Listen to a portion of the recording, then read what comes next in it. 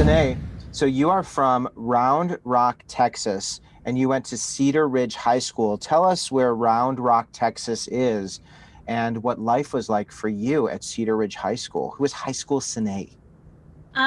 Okay, so Round Rock High School, or Round Rock, Texas, is a little, I think we're a town in Texas. We are named after a round rock. I was kind of, if I'm honest, I was kind of disappointed when I finally saw the rock. It's not that big, but and either way, I'm like 30 minutes out from Austin, and Cedar Ridge High School, like high school Sené.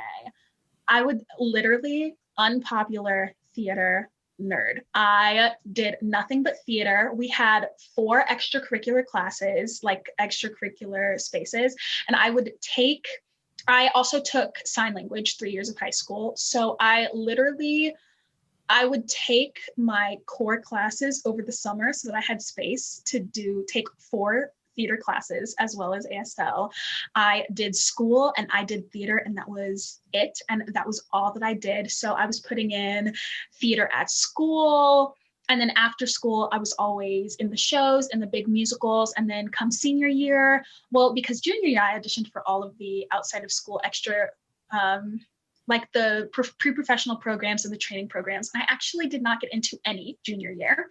So I trained really hard junior year, and then senior year, I was accepted into like the Zach Theater Pre-Professional Company and the Long Center for the Performing Arts Select Ensemble. So then it was literally school all day. You leave school, you go to rehearsal in Austin, and that was during the week. And then PPC was on Sundays, and then Saturdays was also Select Ensemble. So it was literally school rehearsal, school rehearsal, school rehearsal, Yeah. school rehearsal, and just theater. That's so interesting that you took the classes over the summer. I've never heard of someone doing that so that they can focus on the things they really like doing. And you could do that in your high school where you could do that so that you could immerse yourself. And then you auditioned and you got rejected. And this rejection theme for this conversation, I think it's so appropriate, especially being a performer. And, I'm a performer. I'm always putting myself out there. I mean, this is in a way, I don't want this to be a performance, but it's like, we're recording something and I want it to go well. So I feel you with that. When you got rejected your junior year, that could be pretty devastating.